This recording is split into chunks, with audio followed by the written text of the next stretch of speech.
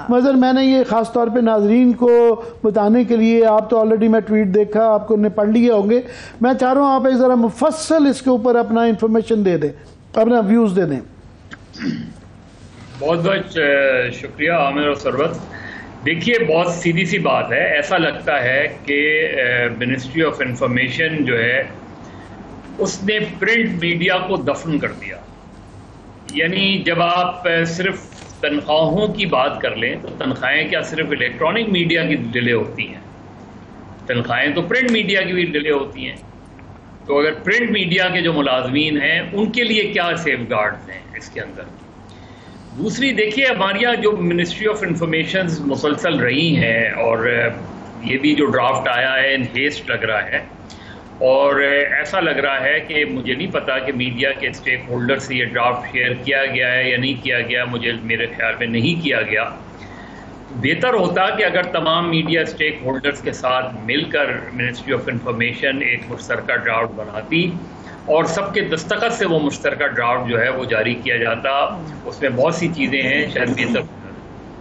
मैंने बारहा, ये पहली मिनिस्ट्री ऑफ इंफॉर्मेशन नहीं है आमिर, आप, मालिक और ज़फ़र अब्बास जो है वो 2008 में हमने मीडिया कंप्लेंट्स कमीशन का ड्राफ्ट बनाया था, बहुत ही कॉम्पैक्ट किस्म का ड्राफ्ट बनाया था, जिसको मैंने उस वक्त से लेके आज तक 10 साल से ज़्यादा अरसा हो गया, कोई भी ऐसी मिनिस्ट्री ऑफ इंफॉर्मेशन नहीं है जिनको मैंने ये भेजा ना हो। और वो सबसे बेहतर सलूशन था प्रिंट और इलेक्ट्रॉनिक मीडिया दोनों के लिए कि जी आप एक कंप्लेंट्स कमीशन बनाएं। उसका सारा क्राइटेरियन मौजूद था, किस तरह वो कमीशन बनेगा, किस तरह वो हुकूमत या किसी के भी उससे इख्तियार से बाहर होगा, और उसमें जो शिकायत हैं किसी को फेक न्यूज़ के हवाले से, डिसइंफॉर्मेशन के हवाले से और किसी चीज़ों के हवाले से, वो उस फोरम को अप्रोच कर मैं अगर सिर्फ मज़र इसके अंदर ऐड करता जाऊं कि ये जो हमने ड्राफ्ट बनाया था, इस तमाम जो खित्ते के और दुनिया के तमाम जो इस तरह के कंप्लेंट कमीशन से उनको देख के,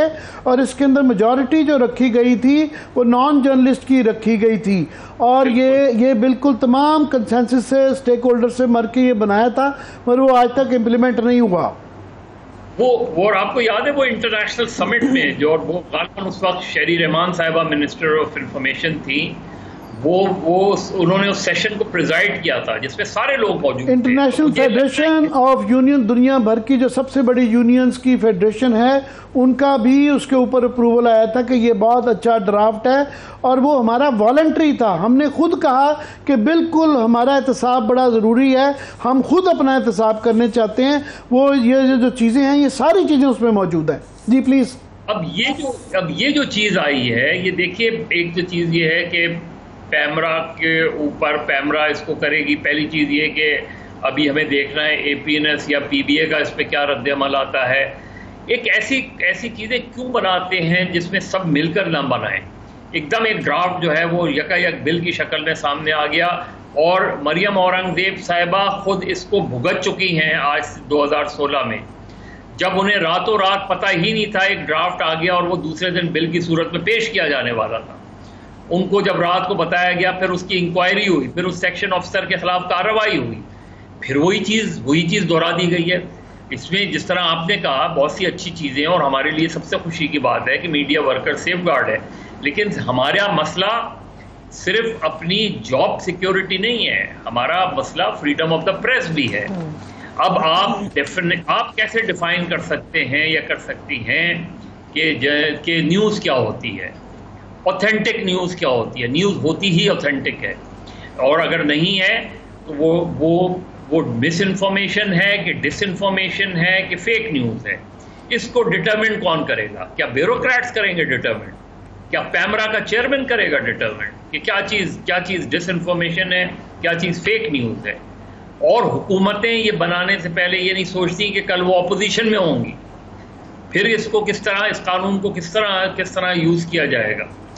तो मेरे ख्याल में अभी पूरा ड्राफ्ट जब हम सामने देखेंगे तो पता चलेगा, लेकिन जो चीज़ें सामने नज़र आती हैं वो डिस्टर्बिंग है। बिल्कुल इसी तरीके से फवाद चौधरी साहब पैक ऑर्डिनेंस लेकर आ रहे थे, उन्होंने वो भी बिल्कुल एक तरीके से सब चीज़ों को सप्रेस करने के लिए कोशिश की। अब आर्टिकल 19 ले लें, मुझे तो बहुत प्रॉब्लम है आर्टिकल 19, इसलिए कि आर्टिकल 19 जो है वो फ्रीडम ऑफ द प्रेस को नहीं एश्योर करता।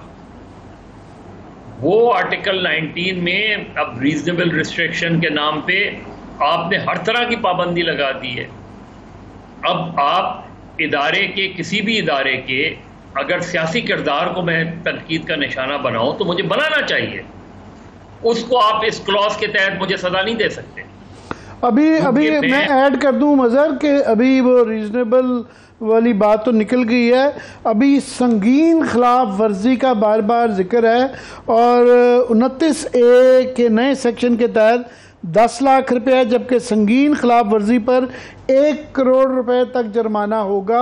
ये उन चीज़ों पे जिसकी डेफिनीशन जो है वो बड़ी कंट्रोवर्शियल है, जिसके ऊपर स्टेक होल्डर्स से ओपिनियन नहीं लिया गया कि जनाब क्या चीज़ मिस इन्फॉर्मेशन है, क्या चीज़ जो है वो मुफाद में है और क्या चीज़ नहीं है। प्लीज़। और आमिर पिछले 2 साल से, यानी जब पीटीआई की गवर्नमेंट थी, शीरी मज़ारी साहिबा ने जो बिल पेश किया था उनकी ह्यूमन राइट्स मिनिस्ट्री ने, उस पर आज तक जर्नलिस्ट सेफ्टी कमीशन नहीं बनाया गया।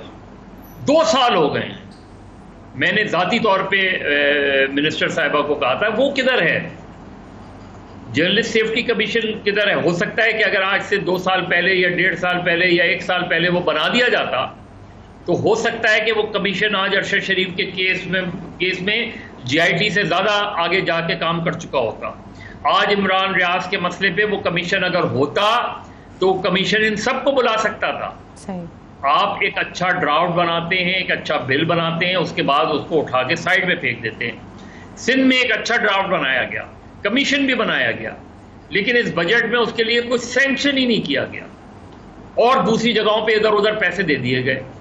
जो कानून के तहत कमीशन बना था उसको नहीं दिए गए। तो हमारे यहाँ जो अप्रोच है वो अप्रोच ये है कि पाबंदियां ज़्यादा लगा दो, पाबंदियों के ज़राए ज़्यादा कर दो, सजाएं डिटरमिन कर लो, लेकिन ये मज़हर ये इसलिए भी बहुत ज़्यादा हम इस पे तशवीशनाक है हमारे लिए कि इस वक्त ऑलरेडी ही सारी जो जमहूरी सो कॉल्ड माहौल है वो बहुत ज़्यादा कुशीदा है कि जब तमाम इदारे वो बड़े कंट्रोल्ड हैं या इररेलेवेंट हैं या मुनक़सिम हैं, उसमें मीडिया पहले ही बहुत ज़्यादा टारगेटेड है और बहुत ही रिस्ट्रिक्शंस के अंदर काम कर रहा है। तो जब ऐसे मौके पर ये लाया जाता है तो ज़्यादा तशवीशनाक हो जाता है कि ये चाहते क्या हैं। मुझे बताएं आमिर, पीटीवी किसको अकाउंटेबल है? जो सरकारी मीडिया है उस पे जो मुसलसल डिसइंफॉर्मेशन चलती है, उस पे जो मुसलसल फेक न्यूज़ चलती हैं, वो नेशनल मीडिया है उसका। अगर आप ओरिजिनल चार्टर पढ़ें, उसको हर गवर्नमेंट और हर पार्टी के मैनिफेस्टो में है कि हम इसे ऑटोनोमस करेंगे। किसी एक पार्टी ने ऑटोनोमस करने की कोशिश नहीं की। मैं इसमें मजीद आपको ऐड कर दूं कि आज एक और जो खबर आई है कि 15 रुपए जो है ना हर आदमी के बिल में रेडियो पाकिस्तान सुनने के लिए वो बिल के अंदर, बिजली के बिल के अंदर आया करेंगे, जिस तरह के पीटीवी के बिल के लिए 35 रुपए पहले ही बिल के अंदर आते हैं, हर एक पे देखे या ना देखे। अच्छा, ये मिसाल दी जाती है कि जी बीबीसी भी इस तरह ही यूके के अंदर जो है हर एक को उसका बिल देना पड़ता है, मगर खुदा के लिए बीबीसी से मुवाजना ना करें।